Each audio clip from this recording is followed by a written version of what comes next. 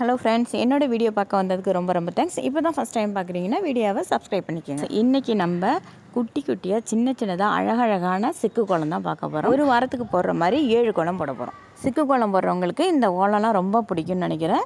உங்களுக்கு இந்த கோலம்லாம் பிடிச்சிருந்தா ஒரு லைக் பண்ண மறந்துடாதீங்க. இப்போ ஒரு 7 கோலமும் இதை பார்ட் 1ல் போட்டுட்டு மிச்சம் இருக்கிற கோலத்தை பார்ட் 2வாக போடலான்னு இருக்கேன். நீங்கள் அந்த பார்ட் 2 கோலத்தையும் பாருங்கள். இந்த மாதிரி குட்டி குட்டி சிக்கு கோலம், அப்புறம் ரங்கோலி கோலம், அப்புறம் பூ கோலம், இந்த மாதிரி கோலம்லாம் நீங்கள் பார்க்கணுன்னா என்னோடய சேனலை மறந்துடாமல் சப்ஸ்கிரைப் பண்ணிக்கோங்க. கோலம் எப்படி இருந்ததுங்கிறத மறந்துடாமல் கமெண்ட்டில் சொல்லுங்கள். உங்களுக்கு பிடிச்சிருந்தாலும் சரி, பிடிக்கலனாலும் உங்கள் மனசில் என்ன தோணுதோ அதை நீங்கள் கமெண்ட்டில் சொல்லுங்கள். எனக்கு ஃபஸ்ட்லாம் பார்த்தீங்கன்னா எனக்கு பூக்கோலமே பிடிக்காது.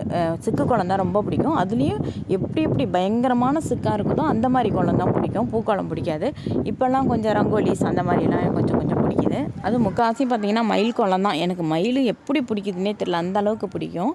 அதனால் நான் மயில் கோலம் என்னோடய சேனல் போய் பார்த்தீங்கன்னா அதிகமாக மயில் கோலம் தான் இருக்கும். ஓகே ஃப்ரெண்ட்ஸ், நீங்கள் கோலம் பார்த்துட்டு உங்களுக்கு பிடிச்சிருந்ததுன்னா உங்களுக்கு லைக் பண்ணிவிட்டு கமெண்ட் பண்ண மறக்காதீங்க.